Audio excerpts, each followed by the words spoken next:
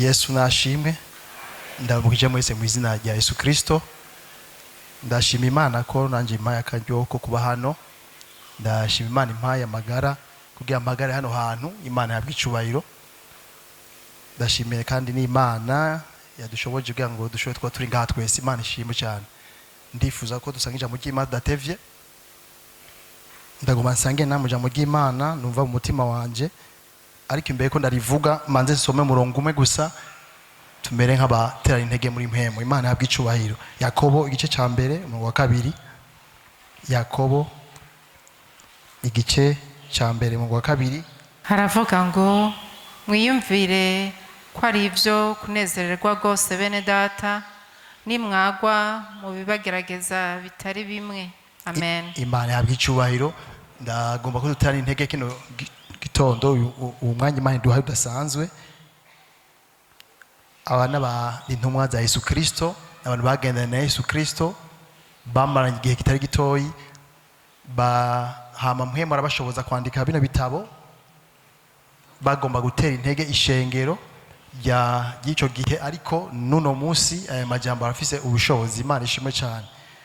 Bari kubaca mu bihe bigoye, mu bihe vy'ihamwa, ibihe byo guca mu bihe bitoroshe nk'ivyo twumvise umuvyi atubwira bamwe bariko baracamwo. Ariko umviriza amajambo y'abantu b'Imana bagende na Yesu bava ngo mwiyumvire ko ari ivyo kunezererwa. Kuko benshi muri twebwe twigishijwe gutera tuja imbere, benshi muri twebwe twigishijwe kwaguka, benshi muri twebwe twigishijwe gutotahara. Kandi Bibiliya bivuga biravuga ngo umeze igiti gitewe hafi imigezi y'amazi cyangwa igihe cyaco. Ni mirongo myinshi umuntu agenda atora akayikura muri Bibiliya akayitandukanya na Bibiliya, hama akaba ariyo yatura. Kenshi nigira ubushobozi kuko Bibiliya ni imwe, Bibiliya si mirongo. Iyo ufashe umuntu ukawukura mu gisomwa ukawuvuga wonyene utakaje igicapo, Bibiliya ni imwe ivuga Kristo, ntutora kimwe uhebe ikindi.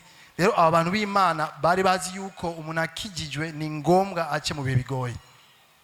Ndashaka kumvishe amasengesho ugira yose ntuwava usanga usenze kutariko na urashobora ko uvuye hano turashobora ko dusenza Imana hamamo kukugirira neza ikakureka ugaca mu bihe bigoye.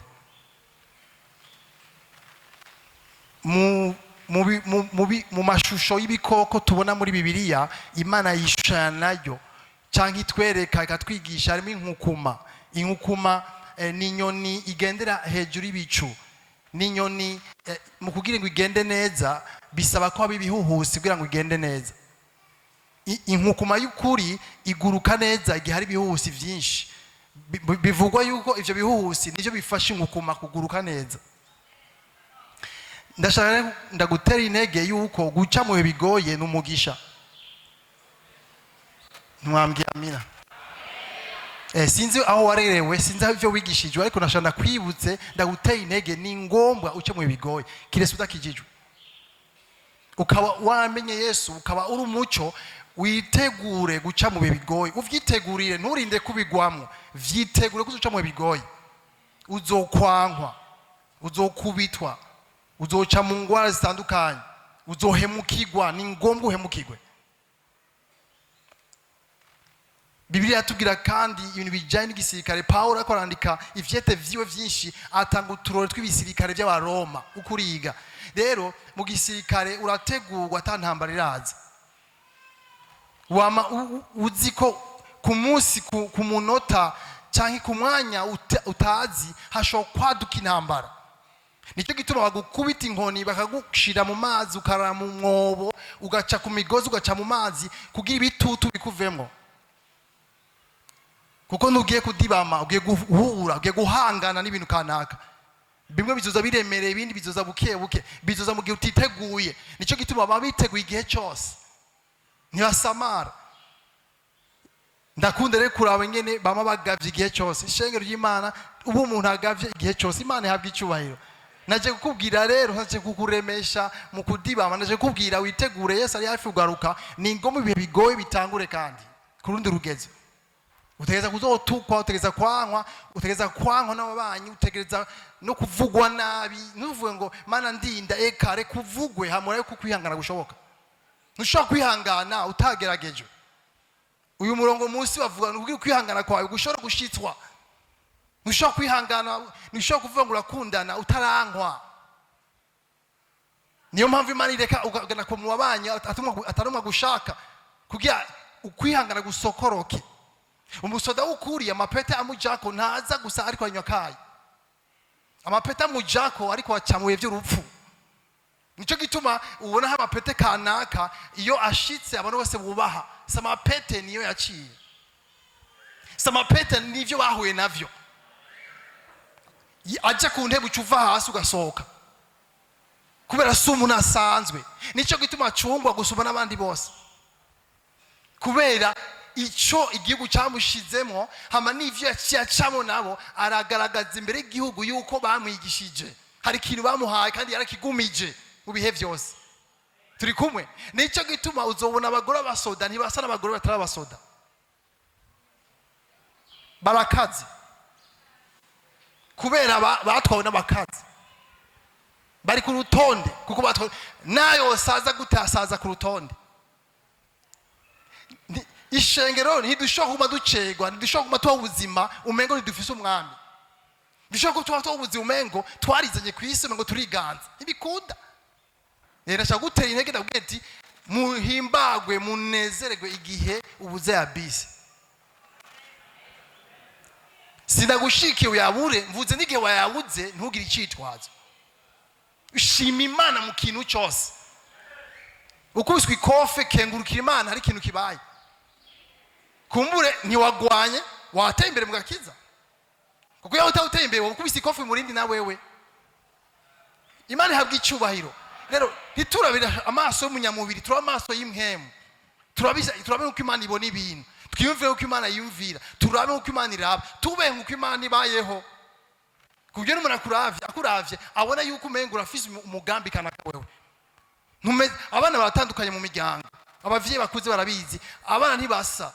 Hari umwana yamatera amakenga abavyeyi, hari umuhungu yo yicaye abavyeyi bamafise uruhagarara kubera afise ukuntu yumvira muravye, babona ati amakenga. Iyo sose igihugu gatoyi uzobibona, urashaka gushika ahantu ugafatwa bakakuboha atampamvu yo kuboha kubera amaso yawe asa nuko afise amakuru. Ugeze ukiwa cy'indege kumva barakubohesha kutoye mu nzu ngo je nibiki, ngo je n'umushitsi. Sikashe umushitsi usa n'umuntu utekeye ikintu, ingene utambuka uratekeye ikintu, urafise amakuru uzi abandi badafise. Rero ishenge nitube nk'abantu baza gusimba simba mu ishengere gusa, bakwitegura no gura nibikomeye. Umuntu agututse rimwe gusa wamaze gushwana, wamaze kubivamo. Umuntu agohonyera rimwe gusa ucyusara indwi yose urayivuyemo. Umuntu akuramukije rimwe gusa ucubigira umusozi. Haragera ntacyo urabona. Kirese wize undi mwami tutizeye. Naba Yesu Kristo akarore kacu murabe nyine yabayeho. We yaje ari umucyo wenyene mu isi. Wo imico ngani myinshi. Ibaze umucyo umwe gusa mu isi yo mwiza. Gasaba indaro bakayimwima. Intumwa zikavuga ati turamanura umuriro. Yesu uti gitondo bugenda bukebuke. Kuko ntibari bazi gituma. We yarazi icaje gukora, yaje kwica, yaje gukiza. Imana ihabwa icyubahiro. Amavuta ufise ntagufashe kwica abantu, agufashe kurokora benshi. Imana ihabwa icyubahiro. Tujane rero cyo ngomba kuvuga, ngomba gusoma Abikorino ba kabiri igice cya 2:11. Ngomba gusoma Abikorino igice cya 2 Abikorino ba kabiri igice cya 2:11. Ngomba kuvuga imigabo ya Satani. Ngomba tuganire gato ku migabo ya Satani. Nimba turi ishengero ry'Imana ni ngombwa tumenye umwansi wacu. Nta muntu agwana n'umutazi, nta muntu anesha watamenye. Ni ngombwa tumenye. Yesu ubwiwe yavyivugiye, niwe yatanga kuvuga ubwami bwa Satani, ata muntu umwe arabivuga. Niwe yahishuye ko ari umugwanizi, kandi niwe yavuze ko ari umwami w'isi. Twe turavyibagira twibaza ngo mugenzi wacu ni umwami w'isi. Si umwana, si ujya ku mabati, si ujya umva mu ico ku mabati, ni umwami w'isi. Mu Kirundi rero badusomera mu Kirundi Abikorino ba kabiri 11 kugira ngo Satani ntaronke ica dutsindisha kuko tutayobewe imigabo yiwe. imigabo yiwe ko avuga Satani. Mbere data yidusoma Bibiliya ni ngombwa mwe muira dufashe dutahure Bibiliya icyo iravuga. Uyu ni intumwa Paulo Yesu yishuriye musome ivyakozwe no mu gice 9 ingene yariko aragenda afise ifuhe agomba guhama ishengero amaze igihe agira nabe benshi ashira mu gasho na Stefano yapfuye ahagaze ari imbere yiwe. Hanyuma Yesu aramwiyereka amubwira ati umigiriki. Uyu rero amaze gukizwa Yesu acamwiyereka acaramwishurira hama aja mu bugaragwa amara imyaka itandukanye. Mu nyuma rero agendana n'Imana arateba araja mu ijuru aravuga ngo nimba ndaza umuntu nimba ari mu mubiri canke ari mu mpwemu ntavyo nzi, avuga amabanga yo mu ijuru, avuga n'ivyo yabonye atahawe kuvuga muri ino si. Imana ihabwa icubahiro. Rero uyu rero niwe ariko aragira ikintu abwiye abikorinto, ababwiye ngo kuko tutayobewe twebwe abantu b'Imana tuyobewe imigabo. Bavuze imigabo nukuvuga ku bantu bagira ibintu vy'iterambere, les projets de développement, baragira imigabo, baragira gutegura umugambi. Imana yabwiye icubahiro bakawutegura hakiri kare hama bakarabishitswa y'uwo mugambi. Satani ni muntu w'imigabo. Kimenye Satani si umuyaga, ni umuntu afise imigabo irenga imyaka 1000. Ni umuntu ashobora gutegura umugambi urenga imyaka 1000 akawushitsa. Ndabakaro gasanzwe mu bitahure gasanzwe kumbure ndakagara ko Imana dushoboje. Hariho umwami Yesu Ahabu yafise umugore twa Yezebeli. Yezebeli izina yitije bwa Yezebeli ni mpemu mbi. Hanyuma Eliya hagurutse mu gihe nk'inko muvugishwa yica abavugishwa benshi cyane. Hama izina ry'Imana rirashigwa hejuru kandi abantu bongera kuza imitima y'abantu yongera kuza ku Mana. Mugabo Ahabu ageze muhira abibwira umugore wiwe Yezebeli, avyumvise cyane kikete. Yandika ikete arituma avuga ati murishire muvugishwa Eliya umubwire ngo ejo amango nkaye Imana zanje zize zibimpore ninakubwira ko wagize abavugishwa. Uwo mugabo ateye ubwoba yahagaritse imvura acava mu nzu yiruka.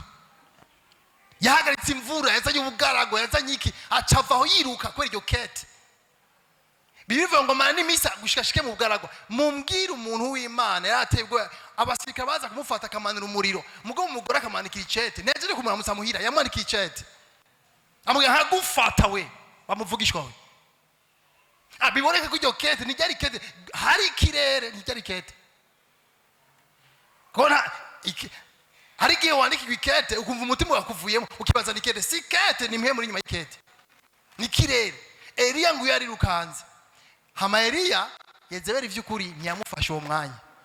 Mugabo Yezebeli ko yari mpemu ntapfa, yaramurindira imyaka myinshi aguma kurikirana uruvyaro kurundi imyaka itagira kwinganda. Umunsi umwe Herode agira urubanza hama umukobwa aramutambira neza amugira ati unsabe icyo wifuza. Yezebeli kuko yari wibuke Satani ntazi vyose, mugabo aza mu makoraniro bwa yumviza amakuru yacu nicyo byatuvuzwe kugira ngo atera abera. Yari yumvise Yesu yivugira ko Yohana ari we Eliya. Yari yavyumvise ati uyu Eliya nari namwemere ko nzomuca umutwe ngenda muca umutwe rero.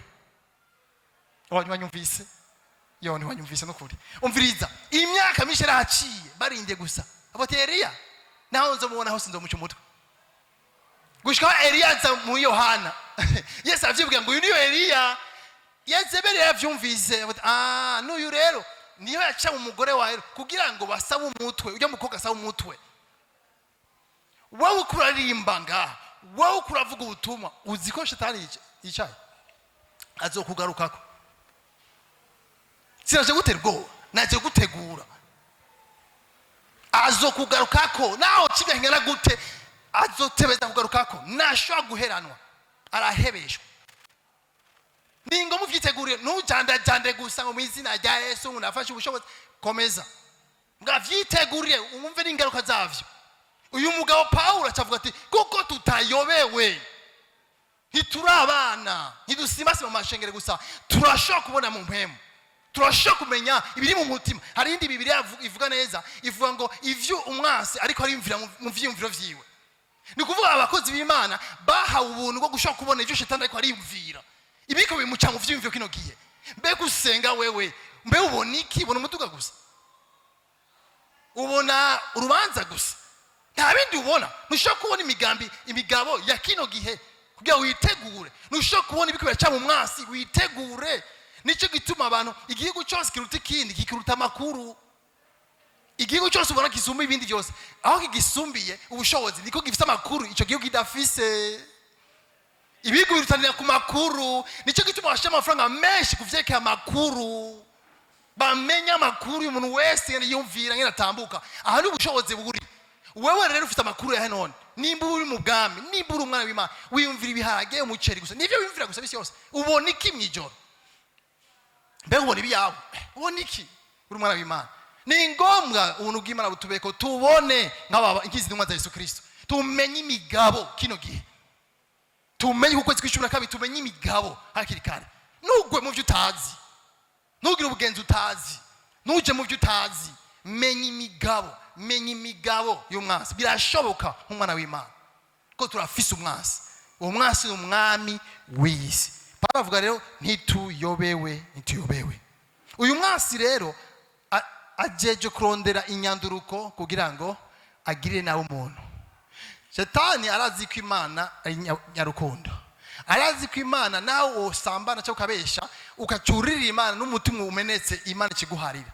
Mugabo arabizi ko na Imana iguhariye wowe aracasigaranye ibintu kubera hari ibintu wabivye mu isi yiwe. Nicyo gituma abesha benshi nguma wihana, ngumucumura wihana, kuko nibazi ubugunge bwiwe. Arabizi ko ugumucumura mugari ikintu wateretse mu yindi si. Ni ngombwa kitokugarukeko, gombukizwe wezwe. Hari ibintu wakoze uzobiriha, kandi ukijije uzobiriha. Rero wewe akorera mu butungane. Nicyo gituma musomye isezerano rya kera mubona Imana ngo ari umucamanza, muzobibona kenshi. Niko bavugisha muvuga ngo Imana umucamanza mwiza. Nukuvuga Imana baba bavuga isi imwemwe itondetse ku mategeko. Wagize iki uronka iki, utagize ikintu uronka iki. Rero umwase asunika abera, cyane cyane abera ngamubasunikira mu gukora ivyaha kugira ngo aronke impamvu, aronke inyanduruko arega abana b'Imana, aronke ikintu yitwaza kugira ngo agushikire, kuko arazi yuko udashikirwa. Uri muri Kristo, biva ngo duhishanije na Kristo hehe mu Mana. Duhishanije na Kristo hehe mu Mana. Bisigura ntituri hano, turahishijwe ahantu. Mungira amina. Wana irabe mu ijambo ry'Imana cyo banikubwira. Nuri ngamu maramvye urahishanijwe, uranyegejwe na Kristo mu Mana. Ivyo y'ivyumviro gendana. Arabizi rero. Umunsi umwe Yobu igice cya mbere ngo Imana yabagiye Satani. Imana irahambaye ko rivuga ishwi shaka. Ikivuga Satani, wabonye umusavyi wanje Yobu. Yobu yarazi ko hari ikiganiro kiri hagati y'Imana na Satani. Yobu yari nga gusa. Mga hari inama ikiraba mu isi imhema. Hari Imana ikwibaza Satani, wabonye umusavyi wanje Yobu ingina ngoroke. Satani amubwira ati none wibaza yuko akugorokeye gucyo nyene? Satani abwira Imana, nubona ko wamuzitiriye mu muhemo hari uruzitiriro.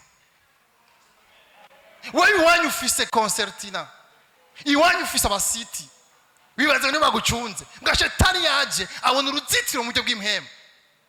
Gaundi rero yo yazi ko afise uruzitiro. Eka mugabo Satani yararubona, ntiyashobora kwegera Yobu, ntiyashobora kwinjira mu vyiwe. Nimba Yobu yafise uruzitiro twebwe yarushirije. Kubo nimba amaraso Yesu Kristo yarasesetse, hari uruzitiro ku buzima bwawe. Kandi hari ku muryango, hari kuri Yobu ku muryango wiwe no ku vyiwe. Ugo ruzitiro rw'Imana ruratangaje, ruzitire ngaha no muhira naho nkorera. N'ahantu hatatu birivuga. Nicyo gituma rero nuko rero Satani afise imigabo amagerageza inyanduruko yo gukura kwa gusurikire mu cyakanaka, hanyuma ucurira Imana ikiguharira ngayo baca gusigarana. Ndashaka bitaro ivyo bintu cyo bahagarika gucumura. Ndasubiye hagarika gucumura, ndakwitwaza ngo kwihana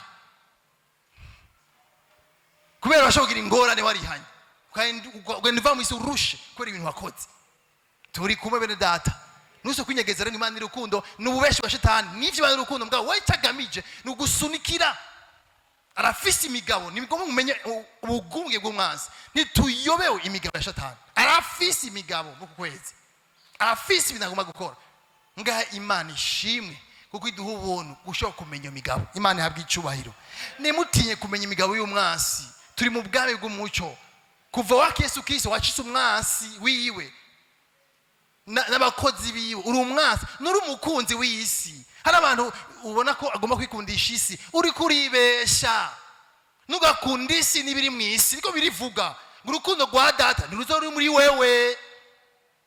Mu myaka ya 1992 na 3 ubutumwa bwavugwa, ubutumwa bukavugwa ngo itandukanye n'isi. Abantu batahura kwitandukanya n'isi byari byo. Uko imyaka igenda nuko ugenda ubibona icyo bavuga abagabo b'Imana. Abantu b'Imana bavuga ibintu bikomeye cyane. Nubu ahubwo agakiza bakita agakiza kari moderne, nagakiza gasukuye, nagakiza kiburaya, nagakiza kamashuri, nagakiza kakugumiza mu mana n'ibindi mukajana mutagoranye, nagakiza aho umuntu yambara uko avyibaza hanyuma akavuga none icyo akirihe, none hari ingorane, hari umuntu ugati ibi bintu none ikibazo kirihe, cyo numva mu mutima ngo ni sawa. Isi n'umwansi wacu nuvyihendeko, goma wikundishe n'uruhendo rwo mugwaniza azokuronka umusuma. Nakwe ko ubucuti na buto n'isi n'ububeshi bw'umugwaniza. Rero umugwaniza arafise imigabo, ndashaka bikumvishe imigabo. Iyo migabo afise si myiza kuri wewe, ntujandajande nk'umusirikare yamayiteguye. Sho kubona ibihe bibi mu mwanya mutoyi mugayitegura ivyo bihe. Ari abantu baja mu ngo baririmba. Ari umuntu w'umudamu yako arambye ati none abagabo ko kumino misi mengo bariko baraja hanze nibiki, ariko abiki none kwiko umugabo ahinduka, kwiko umugore ahinduka, ariko abiki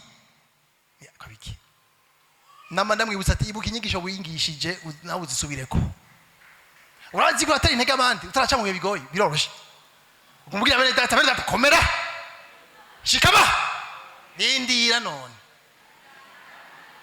Urabe impera z'umwaka uzumva ati usinzire byame ngo weruke komenduru ubuntu bw'Imana gusa. Imbabazi z'Imana nani kuvuga ifisi zahetse.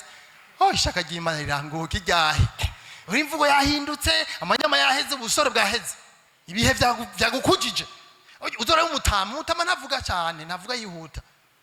Asho kuvikira akaza kwiheza après midi. Warambira ugwaruka papa vuga basuhera hize yihute utanga ishimvu gihere. Nafisi ngone gutanga ishimvu gihere. Niko ni vyambere ntavyo umvise. Umunyakuru abwira umwana mwana anje ujya muhungu murigana. Yego nyoko turigana. Kuma mubwiye yo muhungu siwe. Nta kibe yumvise abara ubujumbura reba bafise ivyumviro vy'Iburaya. Ruba ibintu byose ni vyiza. N'umuntu aramukoranga byose ni vyiza.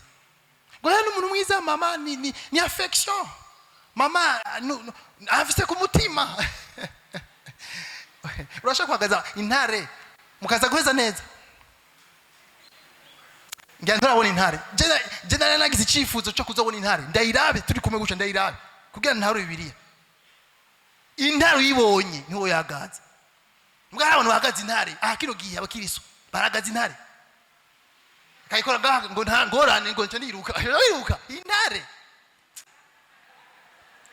Intare wayireze afise amakenga.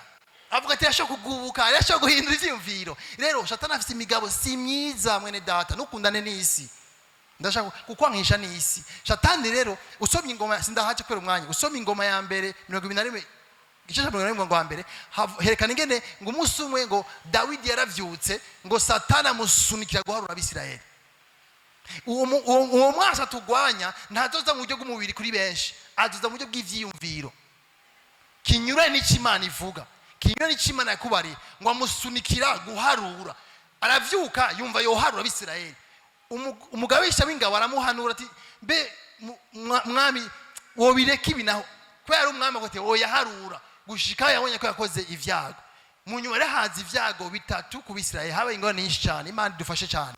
Rero ni mu buryo bw'ivyumviro uwo mwasi asunika ashitse imigabo yiwe, ukumva icive kuduze mugabo kitari ico. Nico gitore viza kumenya ijambo ry'Imana, nico gitore viza gusoma Bibiliya kugira Imana ikangura imwemu yawe, habe mu muco mu mwemu yawe. Igihe cyose ariko kitameze neza ushobora kubimenya. Tuko turajana si ivyumviro vyose ukuraroha mu televiziyo biva ku Mana canke mu vyo wasomye cyangwa mwaganiri mbere no mubera ivyiyumviro vyose bafise ntibiva ku Mana, hafite ivyiyumviro bitari ivyo. Imana idufashe. Muribuka ingene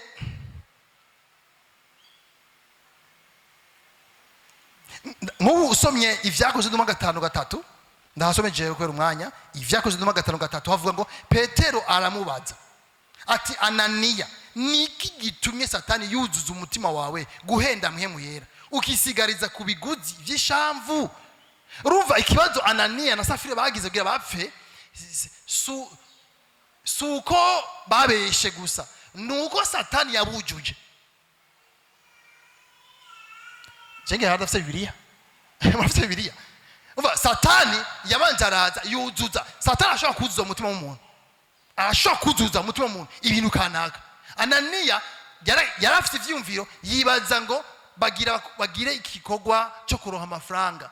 Mugabo ntiyarazi ko ivyo vyumviro ni Satani yavyujuje. Petero amuravye mu mpemu acavuga ati, niki gitumye Satani yuzuza? Ndifuza ubuzima bw'abantu b'Imana. Apana nkaburi ndagara gusa. Abantu baravye umuntu babona iviri mu mutima w'umuntu. Umuntu w'Imana nuwo. Umuntu w'Imana si umuntu gusa soma Bibiliya. Umuntu w'Imana umuntu yumva Imana n'umuntu abona ivyo Imana imweretse. Imana ihabwa icubahiro. Petero avuga ati, niki gitumye Satani yuzuza? Bwa muri Satani yarujuje mu mutima w'umuntu. Satani aruzuza ivyifuzo mu mutima w'Iwera akamushiramo ibintu bitari ivyo. Biratangaje kubona abagore bashikira abagabo mafuti. Harigiye Imana idufashe. Warongo iki? Mwibaze umugabo agize umugambi wo kwiba umugore ngo tugende. Abona abantu bakijijwe. Mbese numvise abantu nzi. Umugabo agenda akora utuntu, yegeranya utuntu mwibanga, utuntu hakorera yegeranya. Umugore amushigikira ngo komeza. Abo bari twari ku masengesho imyaka yiheze. Umwana ambwiye ati bagiye biruka. Bubaka ikizu kiremereye giteye ubwo kivuye hehe? Nabagira uku. Rero nimugashigikirane bitari ivyo. Tugeze mu gihe uhagara nk'umuntu kijijwe. No mu rugo ugahaga bati ikintu nikiva ku Mana. Ikintu sico. Nivyo. Kabati ibintu sivyo na gatoya. Ubugenzi sibwo.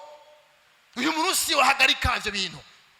Paulo harano mu bice vyinshi avuga ngo umuntu ameze gucyo ndimukasangire.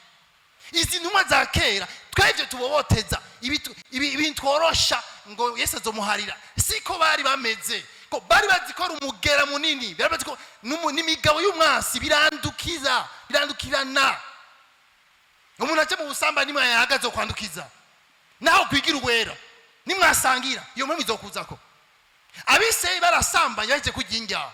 Urashaka kujinja gutanga usambana apara kwa wifuje kubera impemu ziri mu hunge baguhaye. Ibihe ni bibi bigeze kure cyane. Nurinde ngo zo muhungu ari umuraguha agumuhwi ugacuvanga wifuza abagore kurugeze ko hejuru. Sumuhwi wari ibindi bintu. Nico gituma nemvuga nti ikintu cyose uboye kitava ku Mana nikigishusho y'Imana nukidigadige. Gicire ku murongo.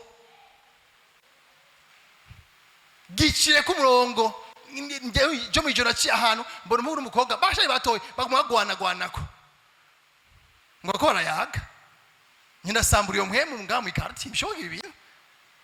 Abantu bakize imboregwa y'ivyifuzo. Bagwanagwanako mukwa mugwako araba angundagaruka. Ngo ko barayaga. Be ivyo biyago vyaje cyane. Ubwo kubiyagomeze gute? Imana idufashe cyane. Nico gituma nudigadiga intare. Nizo gusiga ukomene data. Rafisi inzara. Ndawizo gutabagura. Nico gituma hendagize. Hayi ni badahendagiza. Ikintu kitaje n'ubwami ntikijaye n'ubwami. Kuko umwiza uhaye akanya gato ivyinjira ntavyo washobora kumenya. Uhaye umwiza umuryango muto gusa ibizokurikira ntavyo uzoshobora. Bizokugora. Harabantu kyababohoke bibagora kuko binji baretse gusa umuryango muto hinjira ibintu biremereye. Tiko tojane data. Umwasa afise imigabo. Raba ivyimviro vyawe. Raba ko bisarije mu Imana. Raba udafise umwanya w'ijambo ry'Imana, udafise umwanya wo kubana n'Imana. Umuco ntuzorasa mu mutima wawe. Ntuzomenya ivyo urimo. Ntuzomenya n'umuco kurasha. Ntuzomenya ko ibiguciyemo bitavuye ku Mana uvyanke. Uzosanga wemera vyose. Imana idufashe. Turi kumwe. Petero avuga ati nigitumye Satani yuzuza umutima wawe. Turi kumwe bene data. Rero birivuga umwasi rero ararondera icagutsindisha. Ajeje kurondera icagutsindisha. usome izindi Bibiliya avuga ngo arondera akaryo umwanya wose. Ndakwibutse woraryama we ntaryama. Ni vyiza kumenya umwasi wawe ngena ameze. Worasinzira we nasinzira. N'wikinde k'ivyo bintu wewe. Woraruha amazi imyaka ameze ukunyene ntaryama. Abizibisekuruza vyawe wena nalivyuzi we n'amazina yakubwira. Urazi Satani ndiko ndavuga amakuru ya Eliya ngene yihoye kuri Eliya gushamenya ko Yohana ari we Eliya aca mucumbutwe nkuko Eliya yabivuze. Sinafasha umwanya ngo ndoho umwanya ukwiye ndondere imyaka ngena ngana mwibaze ko kwihora kwiyo myaka ngena ngana. Ni kuri cyane ndikuvuga ngo ntaciza kiri muri we ni kibi kigenda genda. Ntugasome ikibi rero ntumenya amaherezo yawe heza. Tuko turajana data niwiyumvira ko hagaze yubare ntagwe. Nuwiyumvira ko hagaze yiyubare bashobora urahagaze ko uri ugira utembe. Cunga ubuzima bwawe. Cunga ubucuti. Niki cyagaciro ufise. Umusavyi w'Imana Nyangoke beshi baramuzi ngaha yaje ngaha yarigeze gushinga intahe no mu gitabo ciwe bamaze imyaka 5 baraheba ivy'amakorari bahebiki bavuga ati tugadusenga ushaka Yesu tumubonye. Hanyuma beshi ico gihe yafatiye ngingo beshi bacava mu ishengero cyo arigendera avuga ati nangorane je shaka Yesu ubwa mbere ko shaka abantu baca bagwa mu ishengero barasenga bageze ku mwaka wa 3 gucyo niho Yesu yamwiyereka amwiyeretse bashitse mu ijuru ngo ashika ku ntebe y'umuntu ku ntebe y'icubahiro. Iyo ntebe yari imeze nk'umukogote. Iyo ntebe yari ifise munsi umengo ni gitiyo kinini cyane. Nyangoke rero ngo ashite mu ijuru akirabiyemo ngo azabona igiri gisagara hirya ngo ciza cyane. Acabaza umumarayika ngo noshobora kuja hariya nkaraba. Aramwemera yinjiye ageze hagati yumva Yesu aramuvugishije. Ari hejuru yiwe. Amugiti Nyangoke wamaze imyaka 3 utajya umubiri wononekaye kugira umbone. Ubonye igisagara mu ijuru cyumvako. Mbeda kubaza inyota ufise niyahe mu buzima wewe. Niki kikuriza wewe? Yewe nuni mugore muyagiki. Niki kikujyohera mu kiduwa mutima mbe ninzara. Niki gisuiko niki uhuye n'umuntu uwo muyagisha ukumva ufise umunezero ukumva cyishimye mu buzima. Niki uwo muganiriza agataha avuga ati ujya muntu vrema bijya bintarabirimo. Yesu avuga Nyangoke raba kwisi abantu niko bameze bamaze kuronka umuduga bamaze kuronka umugore bamaze kuronka umwana baca bamfako nibasho kungurikirana intumbero yabo ikihera kuri jewe bashaka kuba ku bintu rero bayaga ibintu gusa Imana ngire neza intego siko yakugiriye neza intego uri kwigarukako nuko umutima ugaruka ku mwami. Nta mwami numwe muri nosi aryoherwa y'abantu batamukunda badakoresha nta mwami numwe ariho uwo mu ijuru ararenze rero niwe aryoherwa uri mu turi tuntu tiko turabenda turiko turajana ni Satani afite iyo migabo ndashaka ubucuti bwacu n'umwami wacu agomba kutwuzuza imitima n'ibindi bintu bitari vyo. Nyangoke rero imyaka 3 asenga mwibazo muri sonzesheje imyaka 3 bere umvise ikiguzi harageze igihe abana biwe baraze kumubwira ati papa uwo ni Yesu akugize uko babusaze kuri eglise ryami atagifite ingufu nije ryaheze Yesu umwana we mukobwa ngo ati papa ibi ni Yesu gusibi nishobora guhagarika kwaza muhira nishobora guhagarika handi umuntu aba Yesu ko umugore ngo shere ya telefone ninde muguhasheri ibigigomana mu mitima yacu. Imana dufashisha bene data rero Satani aruzuza mu mitima y'umwana w'umuntu akamuzi ibintu bitari vyiza hama gatanga gufata ingingo zo mutwara mu rupfu. Rero akantu karankoze ko kubona umuntu ageza mu ijuru no mu ijuru agasamarirayo kandi Yesu ari wavuga ko urira ko ari kwisi wasamaye ibaze usamarira mu ijuru bageze mu ijuru mu gihugu wifuje wasaje imyaka 3 urira Imana kubona Imana yakuduganya ukibunda kandi gasagara mu ikorosi byo mu ijuru gafise amatara terrible amakara agenda ukuntu nyene ngaha gasekebuye ukaraba prof ko bati yo Yes Nyangoke icyakuzanye yari zonzu canke yari jewe icyakuriza mbegi yupfa ukaza mu ijuru ukashoreza kuraba igisagara wari kuronse mu buzima ndakubwira Imana izoguhezagira cyane mugabo ntudushire umutima ku kintu nakimwe ndabigusiguriye ntudushire umutima ku kintu nakimwe gira umwimenyezo ubuzima ko igice cyose guhezagiye cyushire umutima ku Mana kwindi dimension ko utabigize cyo kiragutwara ubushobozi umuntu agendana si Imana gusa n'ibintu birafite ubushobozi uzora umuntu afise ibintu nyine natambuka umuntu afise ibintu ko ibintu bifite ubushobozi bwo guhindura intambuko yawe ubishaka utabishaka. Rero ni wowe ufata ingingo yo kugumana icyo bintu Imana guhezagije ukabishimisha Imana yabwo icyubaye. Tiko tubaje bene data ntucu uhinduka. Satani rero ni umuntu adaheranwa imigabo, umutima wiwe naheranwa ndabikumvishije. Wamaze kwinjira mu bwami umaze kumwononera ibintu byinshi ntugishobora gusubira inyuma. Igihe dusenga duhuje umutima nina mu izina rya Yesu harasenyagurika ibintu byinshi birenze icyo bibaza wewe. Paulo hari umuntu yigeze kuba avuga ko yitwa Alexandria, aramubwira ati Alexandria yankoreye ikibi, akabwira abana biwe b'impemu yarankoreye ikibi, Imana murihe. Abandi barabwiye ngo Dema yarantaye, mutamumviza ngo Imana yishura, yavuze Dema yarantaye yibona inzahabu. Twari mivuga butumwa Misamariro ya kabiri tuko tugenda guca aca ukabara cyane ni brochette ayibona aca vuga butumwa atagenda mu brochette mva Dema yarantaye. Iyo umuntu w'Imana ni ngombwa ubwira abana bawe uti naka yarantaye ngivuga butumwa mugabo aca vuga Imana rero izi murihe. Niho Paulo avuga ko Imana itoriho umuntu kandi Paulo yuzuye urukundo rw'Imana kubera iki none Paulo yinjiye Efeso asanga ari Imana cyo Diana. Icyo kimana rero cyashushanywa n'indi mpemu mbi mu kirere cyari cyagose gisagara cyose. Paulo injije ubutumwa hama birasenyuka, bisenyutse uwo mugabo Alexandria yakora ibigigomana, business ziwe zironekara, amafaranga miliyoni y'amadolari aratakara, atakaye cyangwa ati ninde ari inyuma y'ibintu. Habinama mu gisagara basanga bacafata abagabo babiri, Paulo agomba kuja ahantu bari bakoraniye baramubuza ko bashaka kumwica.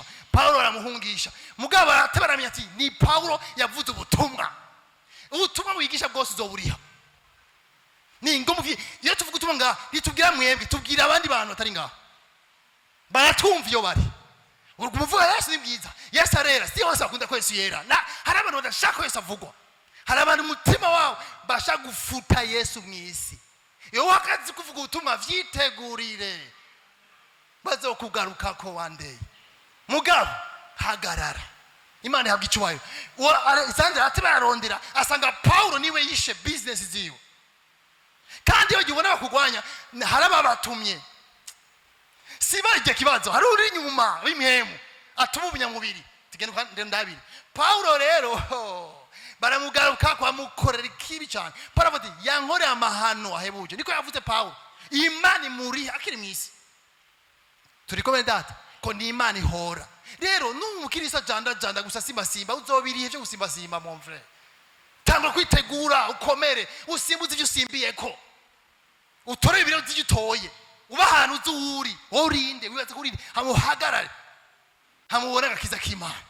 Muga numukirisu agomukina gacarira harakizo bamarira kuva bakizwa bamarira cyese cyo nzira cyese cyo bampora nondura umuco.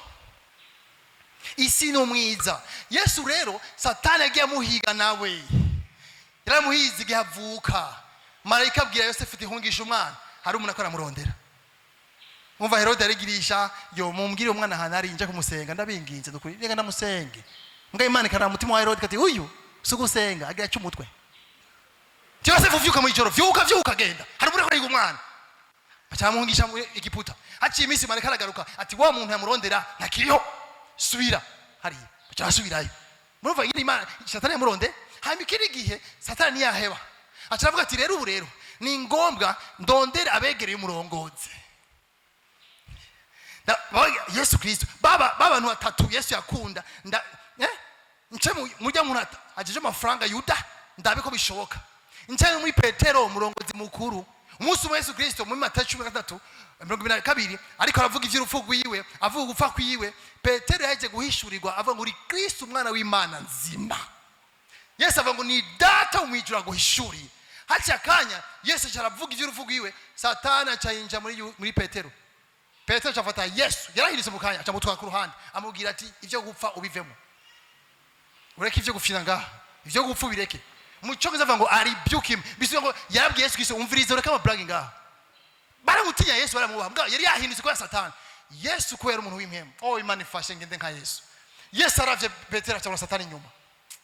Wewe sinzi kubona amamenshi navyonze, sinzi kubona mu nzona amatara Yesu avuga ngo hera inyuma yanje Satani.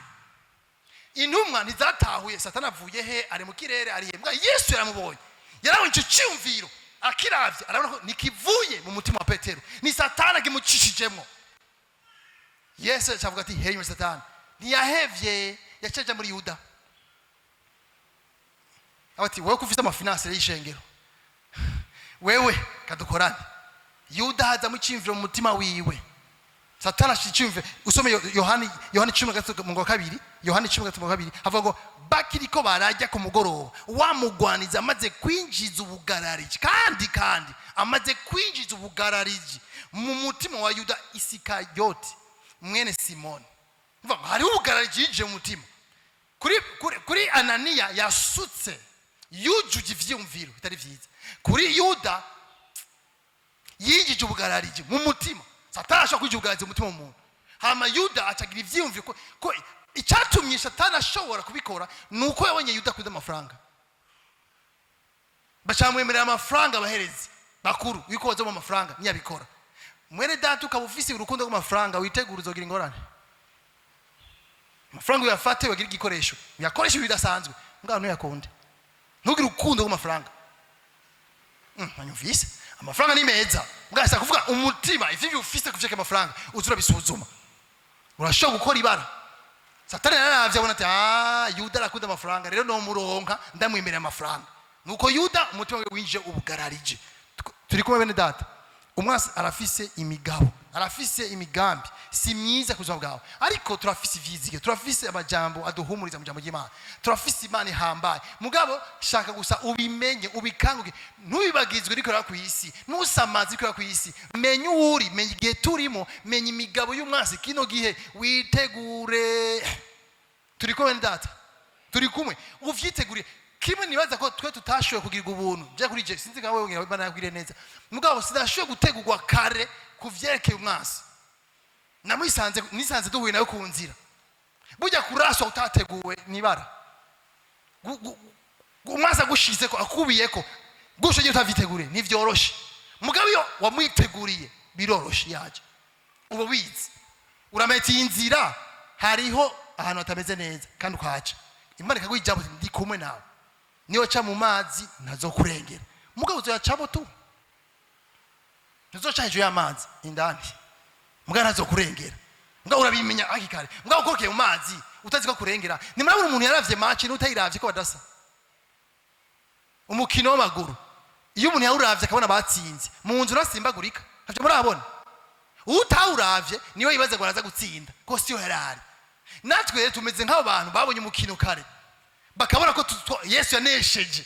Hama tukagendera mu ntsinzi ya Yesu Kristo mu bihe bitandukanye. Ariko utabizi urabigwamwo.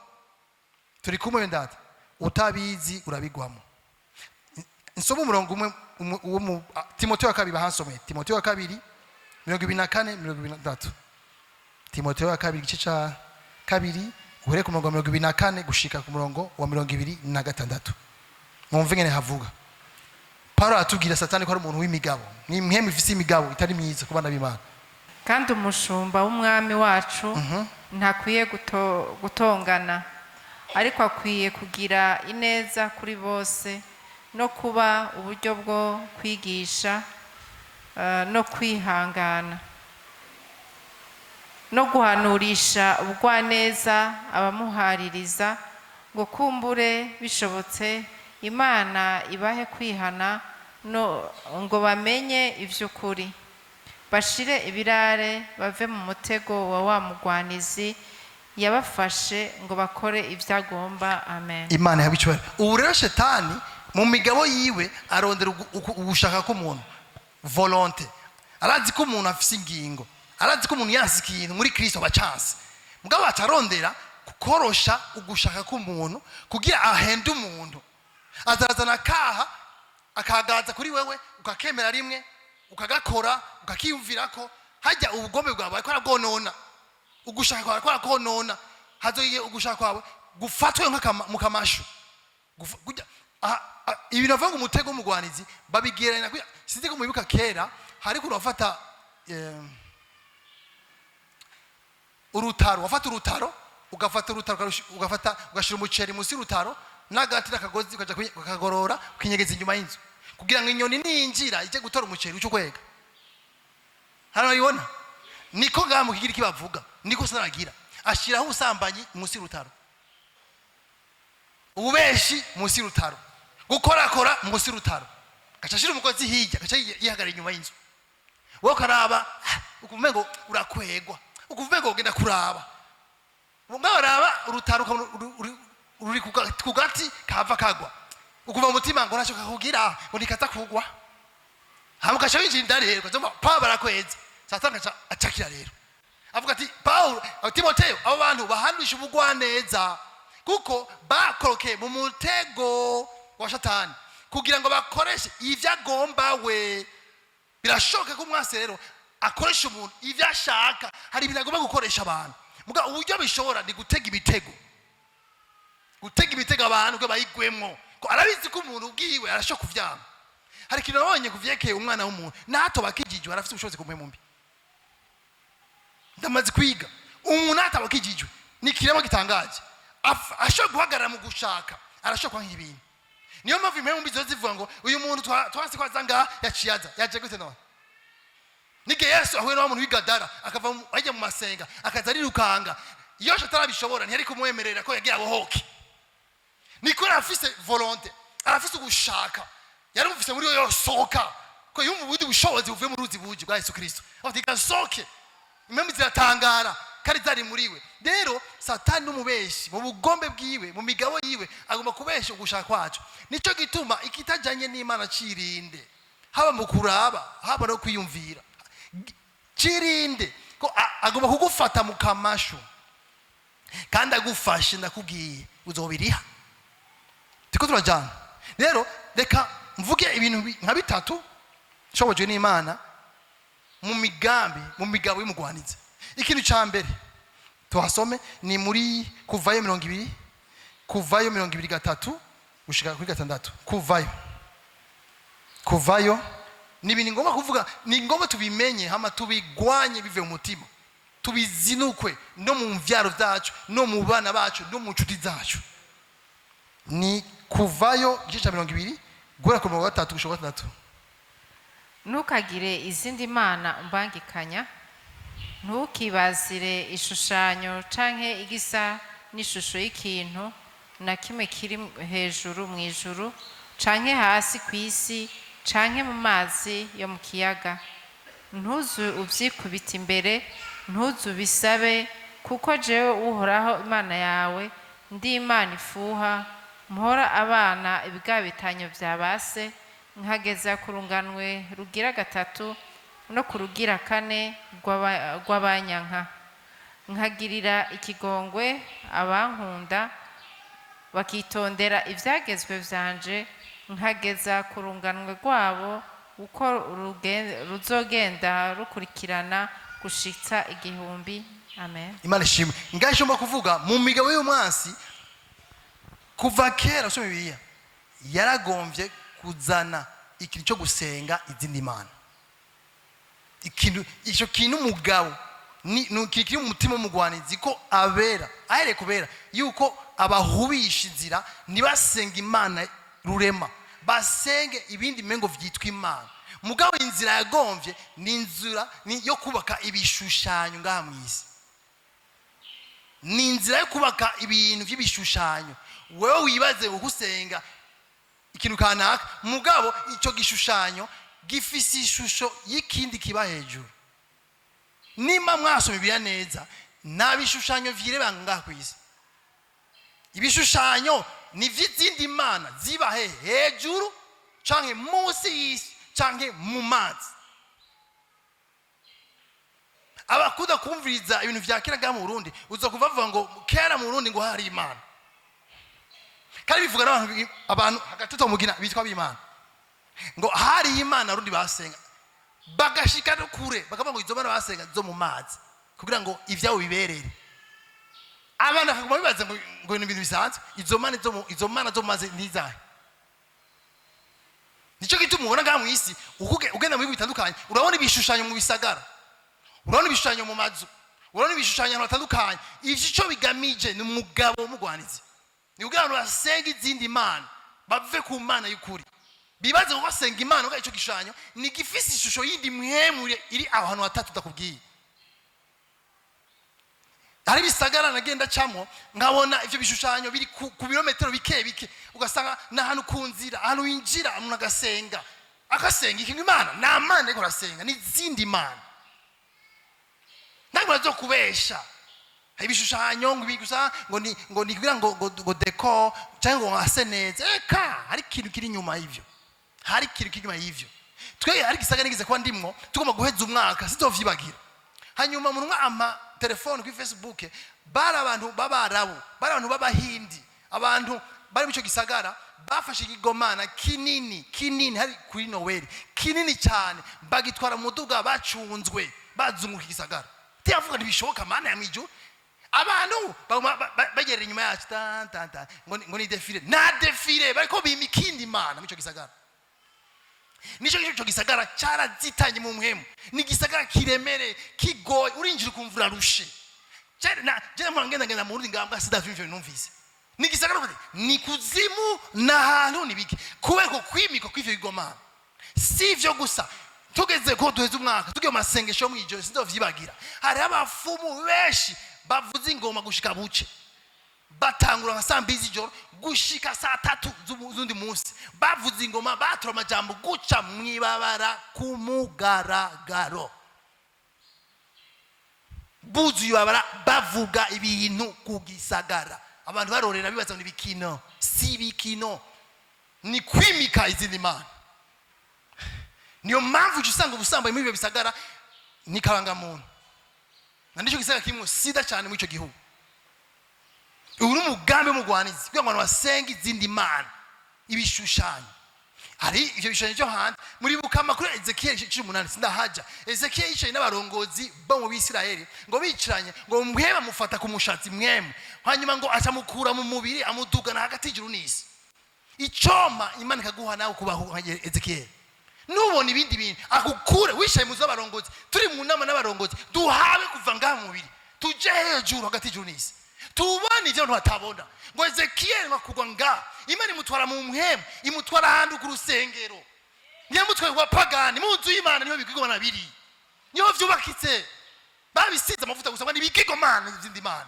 hanyuma ngo Ezekiel imana imugira ati ngo injira urabe bari mu muhemu gusa abarongozi bibaza ngo Ezekiel ngo acari mu nzu Ezekiel yagiye abarongozi bacu hari gihe bagenda kugeza muri kumwe bageza handi hantu ngo Ezekiel imana ngo ndakwereke amabi akogwa n'abarongozi akikora guca abona igishushanyo aratangara abona abantu bagisenga abona abantu bafise ibibavu twege tuvuga dusenga kuri altar abandi bako basenga ibindi bintu mwishengero bako basenga ingomera mwishengero bafise ikimana handi hantu ko gisengera Ezekiel twagwa mu mpembu yari kubimenya sivyo gusa abana n'abagore bari hano ku rusengero bari kwaririra ikindi kimana kiterambere ryo mu mirima Tamuzi Ezekiel ati ntibishoka bibera mu ishengero ati mu ishengero nyene Ezekiel ati ntibishoka nturaheza asanga ndi barongozi 25 nabo basenga izuba mu ishengero nice gituma ubona ubusambanyi mu ishengero buguma buduga kandi ibitangaza bikabandanya none ibitangaza bivahe Yesu yavuze ngo muzamenya kuvyo yavuze ngo bavuta yavuze icyo bamba igikomeye sicyo bitangaza amavuta icyo gitangaza ukora uvuye gusambana kibahe kivaye icyo gitangaza nicyo paravuga ati umuntu ameze gucyo yita mwene data ndaza kwashikako ndimusangire numuzane mu nzu ubwiye ngo ni mwene data musohore mu nzu kuko aranduka iyo nzu ubusambanyi ndababwiye urahagaze gusa urakijijwe uguma gusa wikora akazi ka hange ku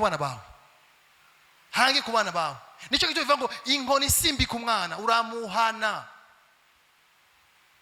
twarazanye ivy'urukundo sinje twabikubuye bitari ivyo umwana uramuhana hajya mu mubona abavyeyi batutanga imbere bakuze barira barizo n'abana wibaza ko biryoshe wewe wanavye abavyeyi bacu umuvyeyi usanga akora mosozi ntiyavyaye nk'abandi none koko kurabikirisha wewe kweki wibwira ngo nturi ku isi ego uri ku isi nk'iy'abandi barimo uri ku isi nk'iy'abandi nturi special kurusha abandi uzobigwamo ngo babiguyemo utabaye maso ntushishitire naje kububwira umunsi sinaje gutera intege mwinzi itariyo ntushishitire ntuhagaze intare zo kurya namwe afata inzoka ngo ni inshuti yanjye iragukomora njye inzoka bayibonye mu nzu bose barasohoka ntibarara mu nzu kuko inzoka igiye mu nzu kuyitora biragoye wotora impunzu zingo iri inyuma y'impunzu kumira mu mpunzu nyene cyo gituma cunga umuryango wawe cunga abana bawe cunga umugore wawe cunga umugabo wawe gwana intambara kwizera urakinuje gufina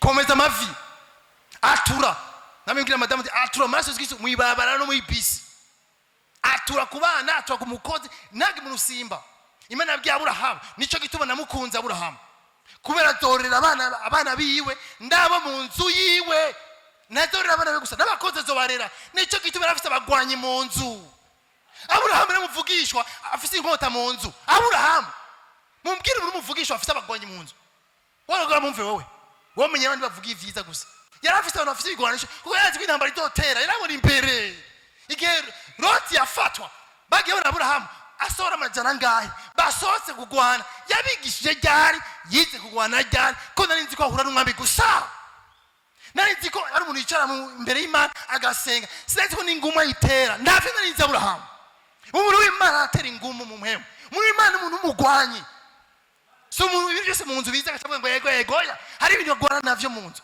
kabati ngire muzima ngaha ngire muri nonzu ikisi zocemera naco zokwemera sinzi amavare sinzi ivyo mu mwakiko mu mazu yanyu sindabizi nico gituma hatiki kigwa mu nzu ugacurira n'umugoniza nyanka naco ko yakwanza taravuka yaje kwisitara ukiri mu isho y'Imana ntasho gukunda na gatoya afise imigabo ku munsi mugabo dufise inkomezi mu Mana gusa ndashaka ukanguke ntugende urame mu bisi nk'abandi byari tore muri bisi tujite muri bisi dushikana ku kiraro ushofera avuyemo kugira ngo yugare umuryango wa bisi nyuma bisi kisubira inyuma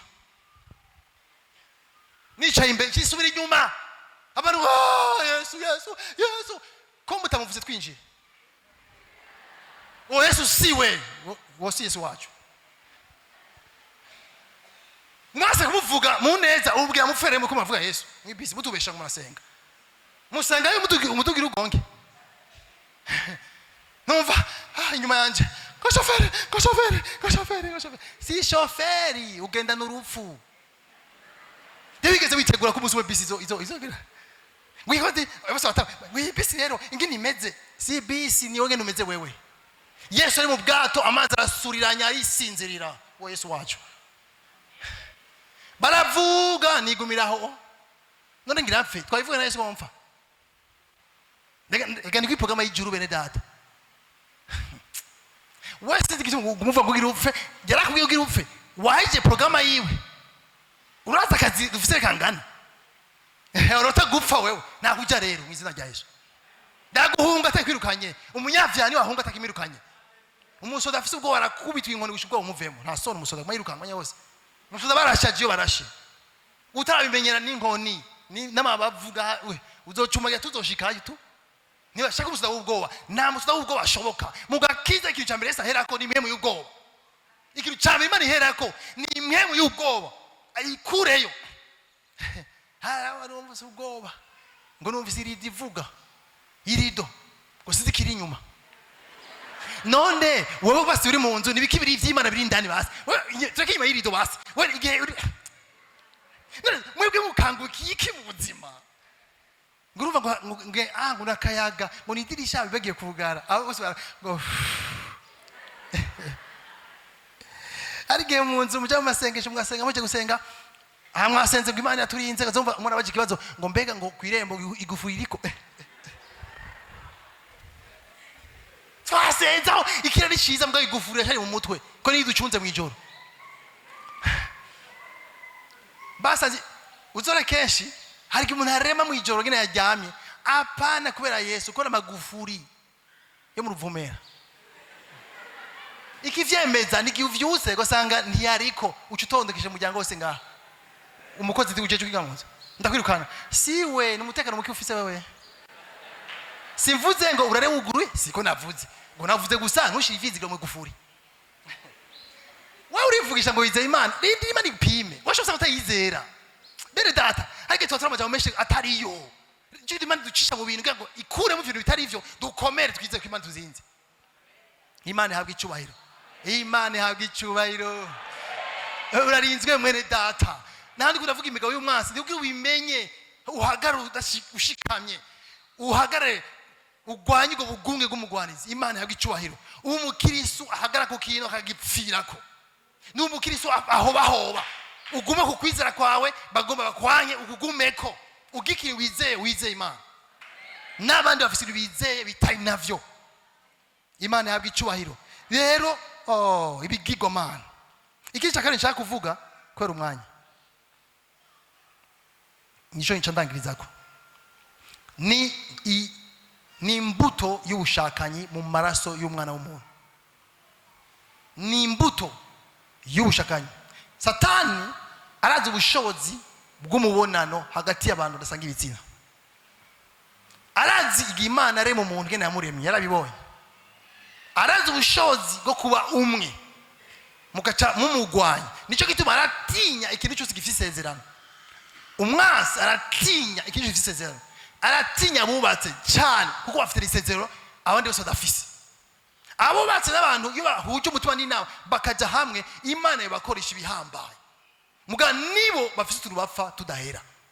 Niko umwasi aratinya isezerano bafitaniye. Ko isezerano niryo riduhuza, niryo rituma tugira ingufu. Bivuga ngo abantu babiri, umwe ashushe undi akamukanyisha, undi yotsitara undi akamuvyura, babiri barakomeye. Imana ihabwa icubahiro. Rero umwasi usomye Samuel wa mbere 3:12 hatubwira abana ba Eli. N'abana bavuga umuryango w'abaherezi. N'abana barezwe nk'abaherezi. Munyuma baja mwihema gukora ibikorwa by'abaherezi.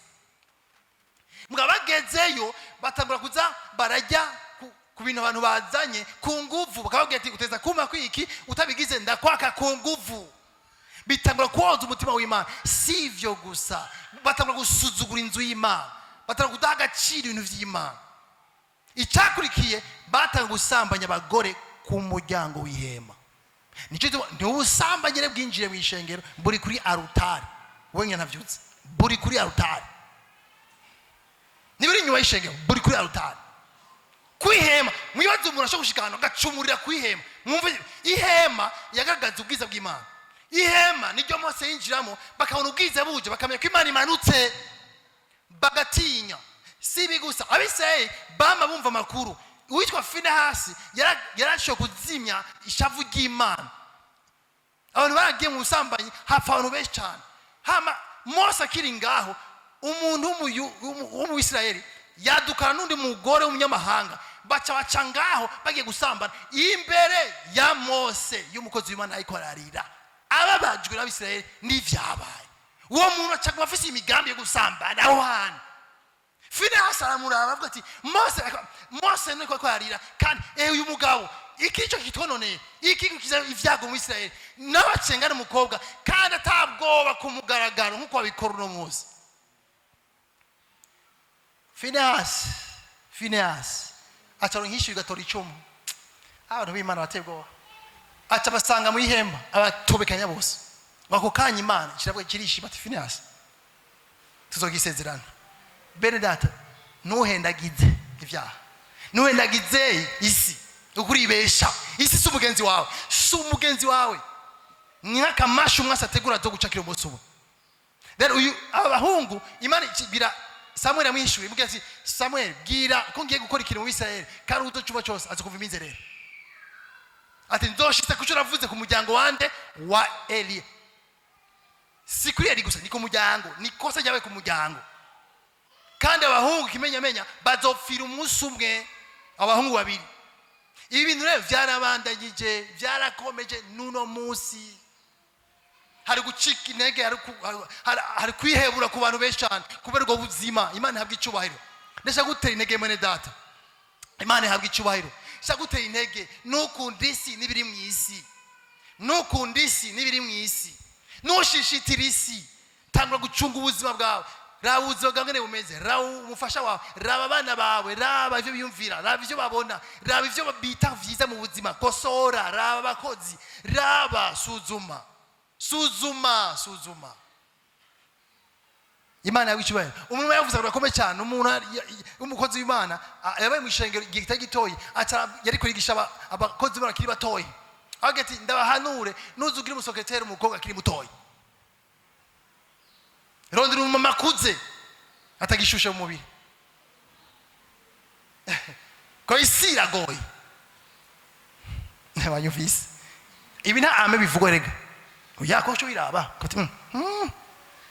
Reka sha gufina ubuzima. Izo ni insinga z'abakozi b'Imana. Nibugurutse barugaye abakozi b'Imana kino gihe. No, Yesu yaraje. Yesu yarapfuye. Yesu nababaza arorosha. Shishitira uzobibona. Ngiye tumarira abantu agera igihe nubakire. Ukabwira ati wese ndakwakira. Apana mu misho live. Sindakwakira. Genda wambare neza ndakwakira. Hari abantu batazi kwambara, bakuze. Bakene munabwiye ati ambara guca na guca. Ndasoma umurongo mu Bibiliya. Kumbure bazonigere ko nabivuga. Ndasoma Bibiliya. Ya Bibiliya. Nta gitabo kimeze nka Bibiliya cyari mu isi. Nta kihari. Iyi Bibiliya dusoma. Nta kihari. Bibiliya nivuga ibintu neza gusuma ibitabo byose. Ndi wihende ngo ari igitabo cy'umunyamerika uzosoma. Nta kihari. Hari ubwo zibara amaze imyaka 50 mu gikogwa. Niwe yavuze ati ndababwire soma Bibiliya gusoma ibitabo by'abantu. Cyane Bibiliya yahumetswe n'Imana yose ijana kwijana. Irimo ibikenewe izogutabara. Ndabikubwiye. Ibi ni bitabo bizoguha ivyiyumviro gusa bisanzwe. Mwa Bibiliya izoguha ubuzima. Izorasa umuco ukire. Urokoke Imana yabwi icyubahiro. Dusome Hosea 2:2. Hosea 2. Turiko turajana bene data. Turi kumwe Imana yabwi icyubahiro. Hosea 2. Kada asome. Havuga nimwiburanire na nyoko. Nimwiburanire kuko atari umugore wanje. Nanje sindi umugabo wiwe. Nakuru ubushegabo bwiwe mu maso hiwe. Bize umuntu ashaka kwisiga mu maso akisiga nk'umumaraya. Akisiga bwa kwega abantu atabizi. Vavanura n'isi. Mbiko ivuga kuraho Imana mu gikura bushega mu maso yawe. Yararaba Abisirayeli ikara mu maso yawe. Ndabengene ko murasamaza abantu. Ngo ni ndabo shasha, si ndabo shasha n'ubushegabo. N'ubumaka bwiwe abukura hagati y'amabere yiwe. Ibi bintu by'abagore byo ko amabere ajya hejuru. Si terambere ni projet y'umugwanizi. Si terambere. Usobe. Ikasome handi basi. Nsomera Habakuki 2:5. Reka ndasome. Habakuki 2:5 avuga ngo azobonibara uha mugenzi we ibinyobwa nawe we akamongera ko ibituriranije. Ukamuworeza kugira ngo wirabire ubwambure bwiwe. Umugore agiriranye n'ishengero. Ndasubiyemo umugore n'ubwiza bw'umugabo. Ushaka kubura umugabo ura ubwiza bw'umugore. Ushaka kumenya Kristo ura ubwiza bw'ishengero. Umugore rero afite icyapa cy'ishengero. Yari gusa ni Yesu ari gusa. Umwasi cyo gituma arondera ko gushira ubwambure bw'abagore ku mateleviziyo, ku matelefone, ku majuruna, ku kirisho cyo kwisi. Yuzuza ubusa bw'umugore mu isi yose. Mwe mwibaze ibintu bisanzwe, si ibintu bisanzwe. Raba abana bacu, raba inshuti zacu agiye hanze agaruka ari gusa. Yagiye yambara ari gusa. Ngo avuye Burayi. What's kind? Iburayi bagenda bambaye gusa. N'abari ifite ko basiga bakora. Ishengero ry'Imana uguruka amaso. Ubwambure sigicapo c'Imana. Ni umugambi n'imigabo iremereye y'umugwanizi. Isi ayuzuza ishiki ibicapo biri gusa. Icyagamije ni kino bagamije abagabo n'abahungu. Kuko bo bahawe amaso yo kubona. Niyo mpamvu muri filime abantu ubona amaso yagomeze gushoma ifire. Hano mifi haceri murabe. Umwana umeka 13 arenga uzomugagera guca. Ariko n'umugore yamubonye. Haruhagarara muri filime, haruhagarara. Rabana barundikaye. Mu mashira hamwe bibayo we ntavyuzi. Mu makati bayo ntavyuzi biketse kure. Inaje kubwira gukina mwene data. Hagarara imisi dusigaje inzama itaravuga. Nibibwiye ngo urahagaze urashaka kugwa. Urashaka kugwa ntugaruke. Senga Imana nkuko ari ryambere senze.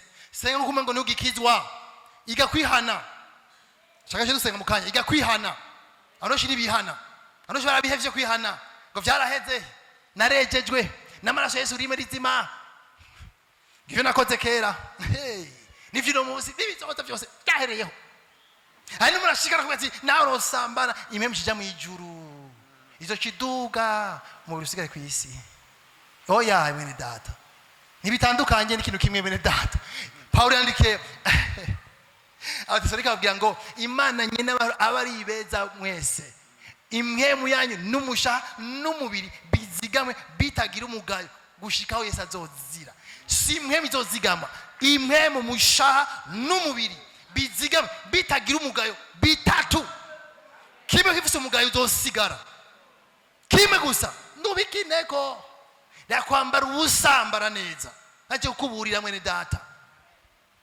nawe unyahana na kimwe nanjye ngo ndabifise bwo dukundana muri yo nzira ika ambara nk'ishengero uri gusa Yesu ari gusa habiki naco niyo mpamvu mungo ubona ano wasambura niyo gifise ikintu cy'agaciro basangayo kuko vyose biri kwirembo byose vyanze kwirembo vyanze handi kumbaho indagara isombe byose biri hajya bagusekurira hajya misi yose ucutora isombe zisekuye kashubwira kushamo amavuta n'ibirungo ukacuja nuko ubushakanye bumeze kwibarabara buri kwibarabara kwibotike kunzu nico kitokora mwene datari mu ivyo bintu muburire numushishitire muburire n'ubugenzi ubuhagarike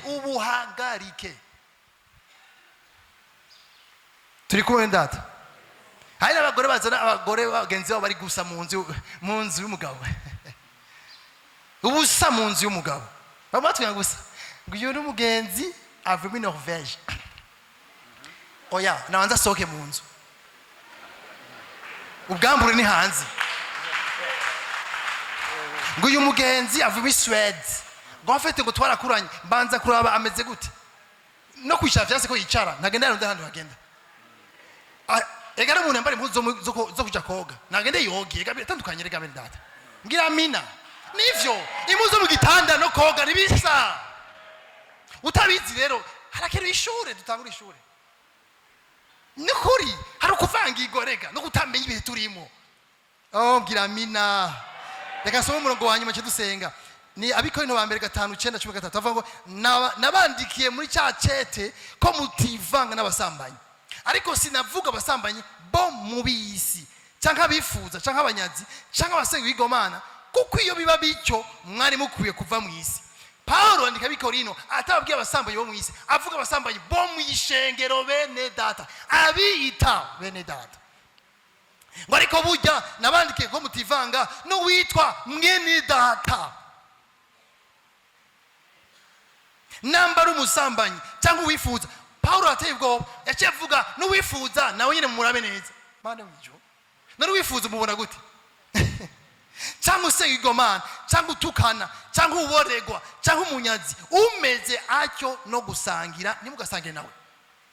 Uwo ni Paulo nimugasangire muriye hehe no gucira urubanza abo hanze mbega si mwebwe mucira urubanza abo muri mwebwe ariko abo hanze Imana niyo izobacira urubanza. Ni mukure umunyakibi muri mwebwe yavuze mukuri kibi mukuru umunyakibi. Imana yabicubaye tuve hasi.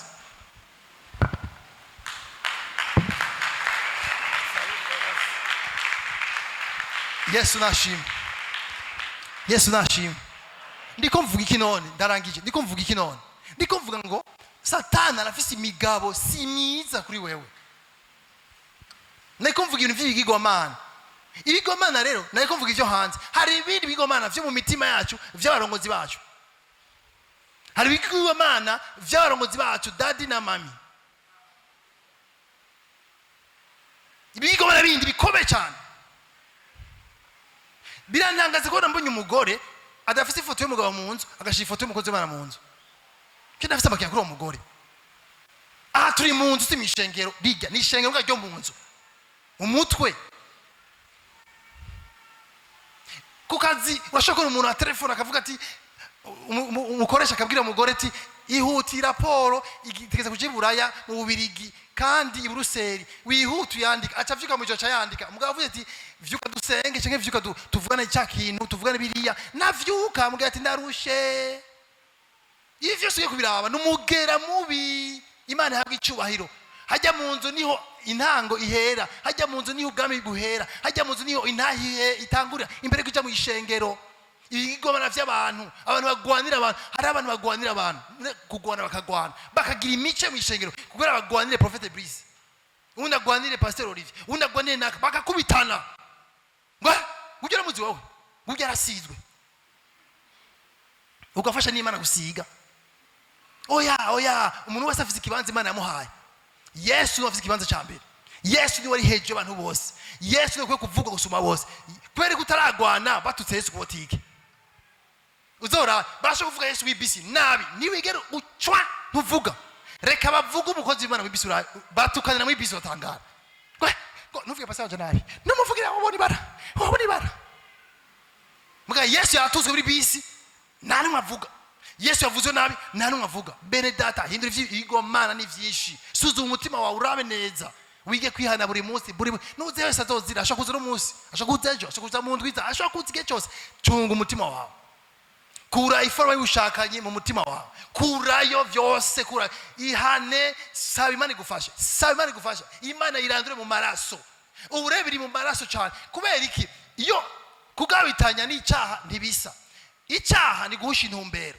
nariko ngenda muri nzira y'Imana hanyuma nahushije nca muri aha nacumuye ku Bisirayeli hanyuma ukugabitanya ni cyabakoze uragorama uraherayo Imana ivuga ngo nzohora ibigabitanya by'abase si ibyaha by'abase ni ibigabitanya ni ibintu bamogoreyemwo igihe kirekire hanyuma kubera kuryamana rero bagiye kubaka ingo zabo baca babihanahana ngo bushobozi bwo kubonana baca bihana bice bijya mu maraso bice biva mu vyumviro usanga abana bavuka bakundana ku myaka 3 akana k'imyaka 2 gafite akana k'imyaka 3 ngo nagasheri kanje biri mu maraso umwana agiye ngo papa ngo soma mama nga abikura ivyo bintu biza gute umutima wiwe ivyo byose rero n'amaforoma raba icyo kintu cice kare randura mu mizi amateleviziyo dufise yasuzume Imana idufashe mu televiziyo yacu vraiment ibintu bibereye mu televiziyo Imana igufashe ushaho urutonde Imana ihabwa icubahiro winjiza umuryango wawe mu masengesho winjiza umuryango mu kuba mu ijambo ry'Imana muyaga ijambo ry'Imana raba ibiganiro bidutwara tukaryoherwa ugasanga ku mwanya mu ijambo ry'Imana biragorana Imana ihabwa icubahiro Imana ishimwe shaka dusenga Imana turarangiza tubanza guhera kwihana dusuye kurandura mu mizi no mubwire ngo nturimwo uzo kuribesha